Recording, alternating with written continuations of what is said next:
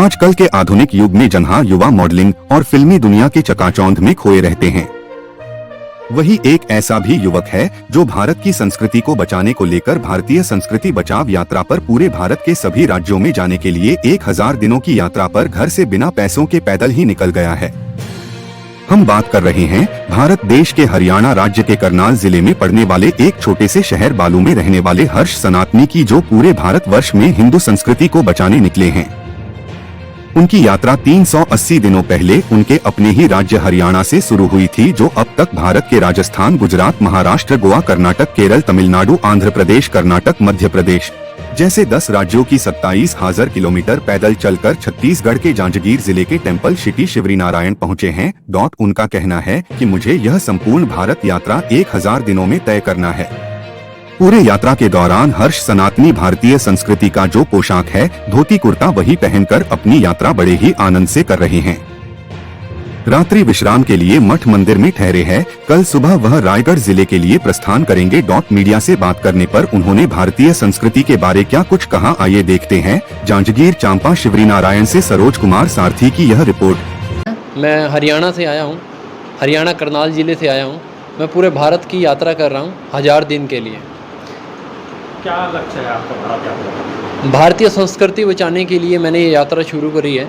संस्कृति का मतलब ही होता है जीने का तरीका, और आज हम अगर देखेंगे भारत के अंदर या फिर पूरी दुनिया के अंदर, तो सब लोगों का जीने का तरीका जो है पूरा का पूरा उल्टा हो चुका है, और उसी जीने के तरीके को मैं सीधा करने के लिए आया हूँ। साथ में अपने आप में भी सुधार कर रहा हूँ और साथ में लोगों में भी सुधार कर रहा हूँ। अब तक कितने दिन हो गए आप घर से निकले? कौन कौन राज्यों से घूमते हैं? मुझे 380 दिन हो चुके हैं घर से निकले हुए। मैं पहला राज्य मैंने राजस्थान किया, गुजरात, महाराष्ट्र, गोवा, कर्नाटक, केरल, तमिलनाडु, आंध्र प्रदेश, तेलंगाना, मध्य प्रदेश, और अभी मैं छत्तीसगढ़ के शिवरीनारायण के अंदर हूँ। कहीं आप जहाँ रुकते हैं वहाँ कुछ आपका मोटिव होता है कुछ पेड़ लगाने का? बिल्कुल, मैं हर जगह पे जहाँ पे भी मैं जाता हूँ वहाँ पे मैं कोशिश करता हूँ कि अगर वहाँ पे पेड़ों की कमी है तो मैं वहाँ पेड़ बांटने वाला कैंप लगाता हूँ। मैंने एक प्रण लिया है, मेरा एक लक्ष्य है कि मैं 1 लाख पेड़ फ्री में बांटूंगा, और कैंप लगा कर मैं फ्री में पेड़ बांटता हूँ। 1 लाख पेड़, एक पेड़ की कीमत जो है 40 से 50 रुपये रहती है। अगर 1 लाख पेड़ की कीमत लगाएं तो 50 लाख रुपए के आसपास बनती है।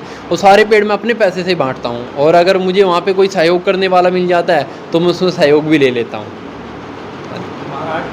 आज की पीढ़ी में देखने को मिलता है आपके जैसे युवा मोबाइल और फिल्मी दुनिया में खोए रहते हैं, आप इस आध्यात्म मार्ग में कैसे चल रहे हैं? बिल्कुल, इस यात्रा से पहले मैं भी फिल्मी दुनिया में ही था, और पूरा का पूरा मतलब जो आज का कलयुग चला हुआ है उस ज़माने में था मैं भी।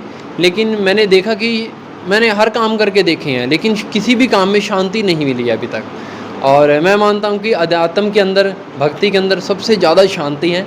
मैं जहाँ भी जाता हूँ वहाँ मुझे शांति प्रदान होती है। लोग नीले पीले कपड़े पहनकर अपने आप को सोचते हैं कि हमें इसमें शांति मिल जाएगी। कोई घूमने निकल जाता है उसमें शांति मिलेगी। कोई अलग अलग तरीके के काम करते हैं, वो सिर्फ शांति ढूंढ रहे हैं सबके सब लोग, लेकिन उसमें शांति नहीं है। शांति है तो साधारण जीवन में शांति है, साधारण कपड़ों में शांति है, साधारण विचारों में शांति है। बिल्कुल, मैं युवा पीढ़ी को एक ही संदेश देना चाहता हूँ कि अभी जो हमारा सनातन है वो सनातन जो है 4 भागों में बट चुका है। और आप देखिए कि अगर आप एक नोट को 4 भागों में टुकड़े कर देंगे उसके, क्या वो चलेगा?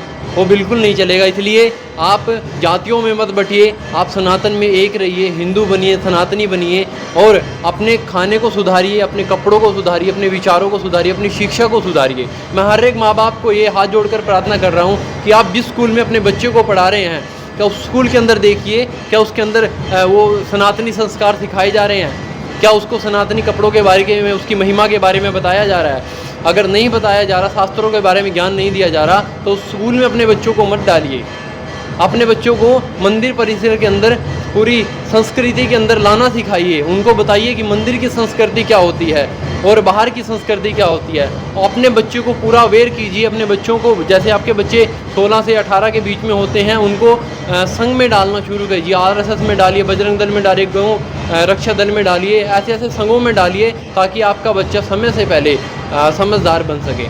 एक छोटी सी बात मैं बताना चाहूँगा कि पहले के समय में लोग केले के पत्ते पर खाना खाते थे, तो जब उनके घर में कोई रिश्तेदार आता था तो सारे लोग उसके स्वागत में बीच जाते थे और हरे भरे हो जाते थे। फिर लोगों ने पीतल के बर्तनों में खाना शुरू किया।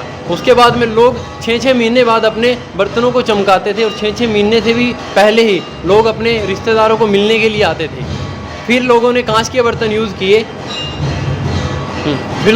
किए, तो कांच के बर्तन आज टूट जाते हैं, ऐसे ही रिश्ते भी एक चोट लगने पर टूट जाते हैं। इसलिए अपनी वो पुरानी संस्कृति को लेकर आए, केले के पत्ते में खाना शुरू कीजिए और जैसे आपके जो रिश्तेदार लोग आते हैं उनको देखकर आप बिछ जाइए और हरे भरे हो जाइए, तब जाकर हमारा सनातन बच सकता है। आप अपने बच्चों को अगर सनातन के बारे में नहीं बताओगे तो हमारा सनातन नष्ट हो जाएगा, आपका जीवन व्यर्थ हो जाएगा।